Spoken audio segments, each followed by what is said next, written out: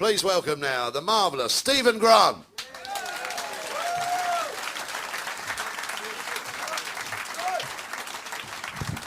Hello ladies and gentlemen, my name's Stephen Grant. I'm from Brighton and that's my lift home sorted, fucking brilliant. And to answer your questions in advance, no I'm not, but a lot of my friends are. So, excellent. I'm pleased to know we're in a town that knows exactly what I'm talking about.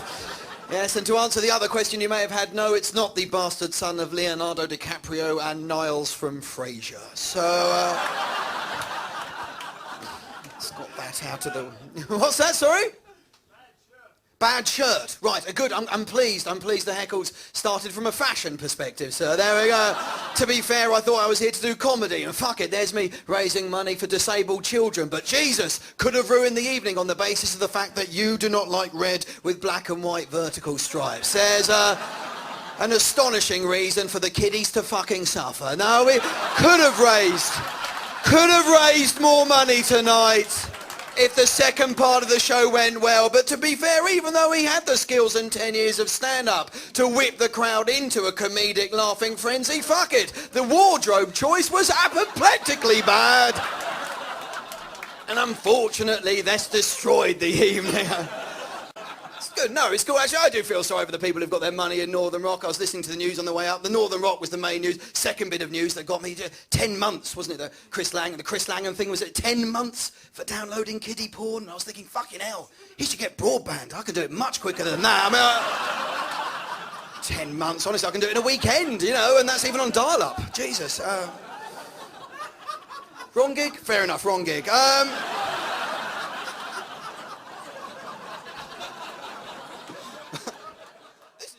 There for me. No, it's good because you guys are out watching comedy tonight and you could have been watching TV. When I started doing comedy, there was only 4 or 5 channels, you see. That was easy to compete. If the telly was shit, people would go out now, hundreds of channels, you know, if you've got satellite or if you've got cable. And you know what, if you've got cable, I feel your pain because I moved recently and had to take with me my old normal size telly. And I've got cable and a normal size telly. Not a good combination because they punish you for having a normal size telly by cutting the picture off at the sides. And if you're aware of this, you see, oh look, you look a little bit poor, have less fucking picture. Thank you so much. I'm sat watching a film, I can hear voices, I can't see faces. Brilliant.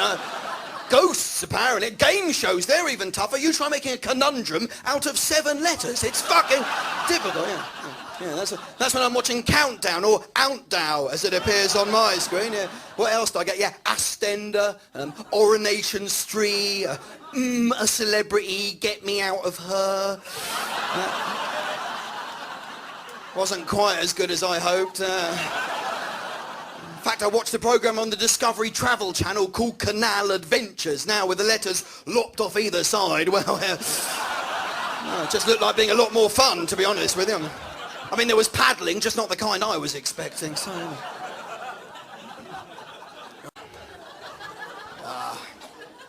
Again.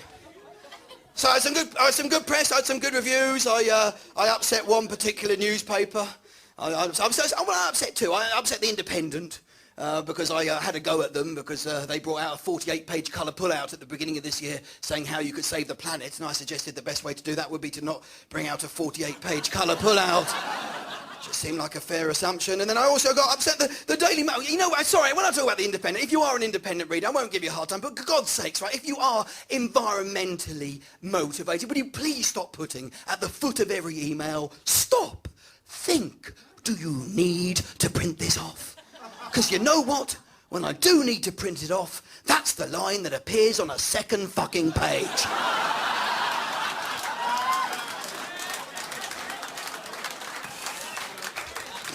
It is true, isn't it? That's why it's funny. Do you know what, actually, and then the Daily Mail is the other, and I know the Daily Mail comes in for a kicking everywhere, and I will say, in their defence, they've got quite good Formula 1 coverage, but good God. There was something in there that really upset me about 2 months ago. They blamed all obese children on women who go to work. Did anyone see this? This was an article. They said, yes, the reason why children are getting fatter is because the women are going to work. No, it is not that. It's this belief in regression that 30 years ago Britain was a better place. Let me tell you, right? It's not a better place 30 years ago. I've had 3 stomach ulcers, you'd never guess, on the basis of my relaxed onstage persona. And 25 years ago, they would have cut me open to solve them. Now they give me pills. You know, they actually, you know what? You know why the Daily Mail were blaming women who went to work? Because they know secretly, deep down inside, it's their fault.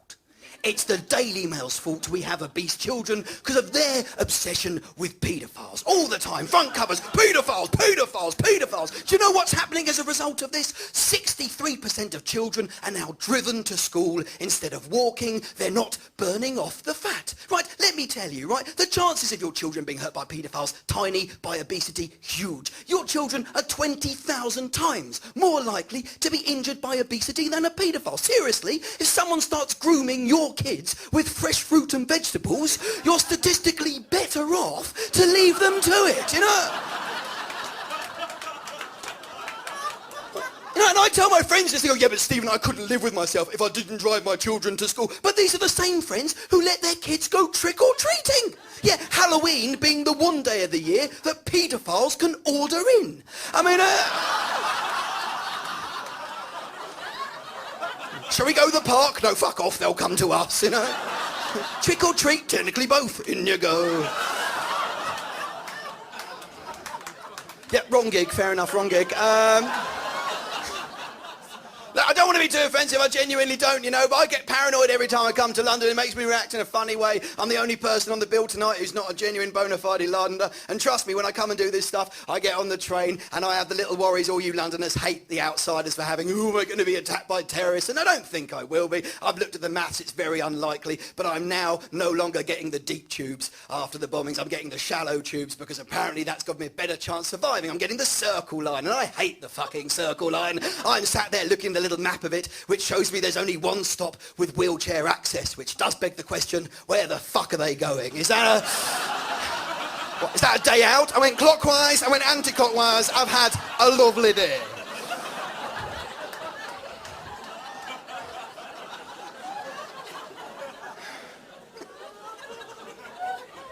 And you know what, actually, I say that sometimes, and I see some of you look a little bit upset, and that's fair enough, because you know what, this is the capital city, this is the one that is Al-Qaeda's #1 on their shit list, but at the same time, I think we overacted slightly too much on July 21st, because we're angry. We're angry because we would have known what those guys could have done. We've given them 40 years each, but trust me, London, in the future, we will celebrate July 21st, because what it was a failed terrorist attack on London.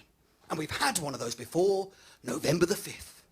And how do we celebrate that? With a bonfire. We reenact what would have happened in the event of them getting it right. Now, I'm not saying there was a huge gap between 1605 and the first bonfire, but trust me, there would have been a group of people going, oi mate, that is not fucking funny, right? What's going to happen? Are we going to have July 21st Day in the future? Are we all going to have to brown up and run through the tube? We're going, remember, July 21st? I've got a bag on. Let's hope it don't burst. That would be wrong. Very wrong.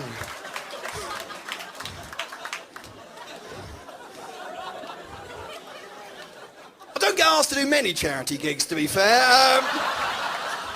But this one's been delightful. I've been Stephen Grant. Thank you very much. Cheers. Thank you.